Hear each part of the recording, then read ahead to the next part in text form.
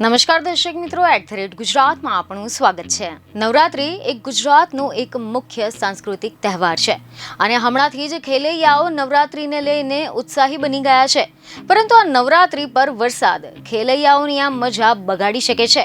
જી હા, લોકમેળાઓની મજા બગાડ્યા બાદ હવે વરસાદ નવરાત્રીની ઉજવણીમાં પણ વિઘ્નરૂપ બની શકે છે। આમે નથી કહી રહ્યા, પરંતુ આવી આગાહી હવામાન નિષ્ણાંત અંબાલાલ પટેલ દ્વારા વ્યક્ત કરવામાં આવી છે।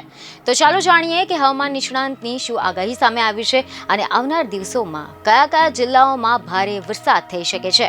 તો તમે જણાવી દઈએ કે મીડિયા રિપોર્ટ અનુસાર એવી માહિતી મળી રહી છે કે હવામાન નિષ્ણાંત અંબાલાલ પટેલે 5 થી લઈને 7 તારીખ સુધીમાં હવામાનમાં પલટો આવશે તેવી આગાહી કરી છે।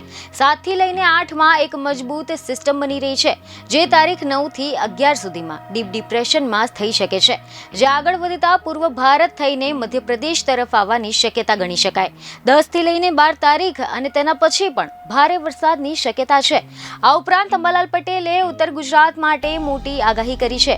મહેસાણા, બનાસકાંઠા અને સાબરકાંઠામાં સાંબેલાધાર ભારે વરસાદની શક્યતા વ્યક્ત કરવામાં આવી છે।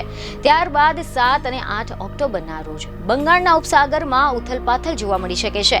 વરસાદી સિસ્ટમ ડિપ્રેશન બનવાની શક્યતા છે। દક્ષિણ ગુજરાતમાં પણ ભારે વરસાદની આગાહી સામે આવી છે। રિપોર્ટ એવા મળી રહ્યા છે કે અંબાલાલ પટેલે વધુમાં આગાહી કરતા જણાવ્યું છે કે ચંદ્ર કાળા વાદળોમાં ઢંકાશે તો હલચલ વધી શકે છે અને દરિયામાં ભારે પવન ફૂંકાશે। 16 થી લઈને 17 ઓક્ટોબરે દરિયામાં ઉથલપાથલ જોવા મળશે અને ભારે પવન તેમજ ગાજવીજ સાથે વરસાદ વરસશે।